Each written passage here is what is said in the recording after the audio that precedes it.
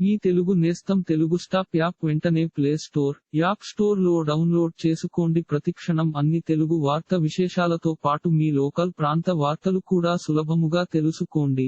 సూర్యాపేట జిల్లా నేరేడుచర్ల మున్సిపాలిటీ పరిధిలోని John Pahad road లో గల శ్రీమల్లికార్జున రాఘవేంద్ర రైస్ మిల్లులపై తగిన చర్యలు తీసుకోవాలని నేరేడుచర్ల తహసీల్దార్ ఆఫీస్లో ఆర్ఐకి పలువురు స్థానిక రైతులు వినతిపత్రం అందజేశారు. ఈ సందర్భంగా వారు మాట్లాడుతూ మిల్లుల నుండి బయటికి వచ్చే వ్యర్థ నీరు కాలువల ద్వారా నరసయ్యగూడెం చెరువులోకి ప్రవహిస్తున్నాయని, దీంతో చెరువులోని నీరు కలుషితమై చేపలు ఎదగకపోగా చనిపోయే ప్రమాదం ఉందని, పంట పొలాల మీదుగా ప్రవహిస్తున్న మురికి నీటితో పొలాలు సైతం దిగుబడి రావడం లేదని ఆరోపించారు. కలుషితమైన నీటిని పశువులు తాగడం ద్వారా రకరకాల జబ్బులు బారిన పడుతున్నాయని, పంట పొలాల్లో పనిచేసే రైతులు, కూలీలకు వ్యర్థాల నీటితో చేతులకు దురద, దద్దుర్లు, పలు రకాల చర్మ వ్యాధులు సంభవిస్తున్నాయని వాపోయారు. వ్యర్థాల మురువగు నీటిలోని దోమలతో చుట్టుపక్క ప్రాంత ప్రజలకు హాని కలిగించే ప్రమాదం ఉందని, రైస్ మిల్లులో యాజమాన్యానికి ఎన్నిసార్లు విన్నవించుకున్నా పట్టించుకోవడం లేదని ఆవేదన వ్యక్తం చేశారు.